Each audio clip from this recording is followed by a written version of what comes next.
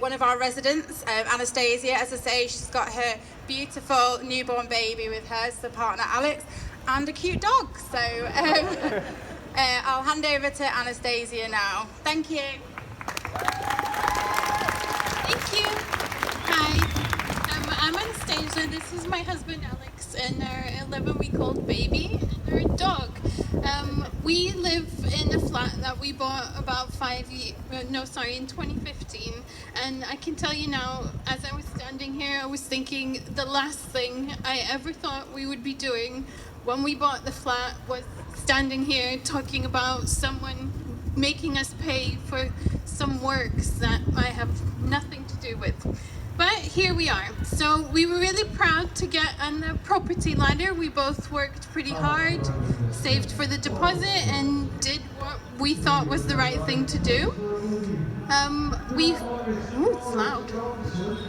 So we first heard that we had wooden cladding about 4 years ago when a letter dropped through our door saying that we would have to pay for remedial works. And the management company said that it was the leaseholder's responsibility to do so, and the charges would be passed on to us through the service charge, and the cost was unknown. So we were being asked for potentially thousands of pounds, and it would be within 28 days. So that was understandably stressful and surprising, and I started doing some research and stumbled upon the wonderful people of Manchester Cladiators who help so much, who've organised all this, and Rebecca and Giles are really good people who give up their time, and I'll tell you, it takes a lot of time to organise things, and yeah, to be here today. So thank you to them. So back to the horror of living in a flammable building. Obviously there's a safety aspect of it. It's not pleasant knowing that I live in a flammable box with my husband and my baby and my dog, and to know that our external walls are made out of polystyrene is, difficult to swallow, but here we are. So we were told that we need to pay for the fire alarm to be upgraded, which we did do. So we spent about £6,000 doing that and paying for waking watch as well. Subsequently, it turned out that the fire alarm that was installed was not good enough, so because the building was more dangerous than they thought it was.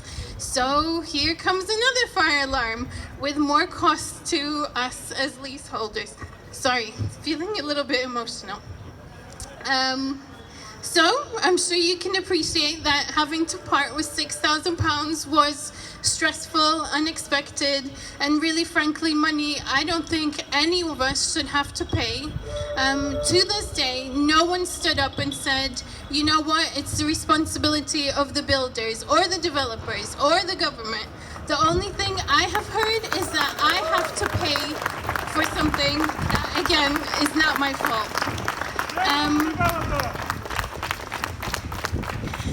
So, like I said, 4 years on, we're here today.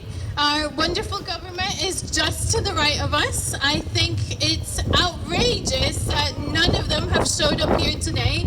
I know it's not a political issue, but it really is a political issue because it's up to them to ensure that their citizens or residents are safe. We're not asking for anything out of the ordinary. All we're asking is that we are safe in our home. And I don't think that's too much to ask. So my message to the government is that you've just renamed your housing minister as the Minister of Levelling Up. And I'd really like to see the levelling up. I don't want to hear about it. I don't want to read about it. I want to see someone come here and do something. Thank you very much for your time. We really appreciate it.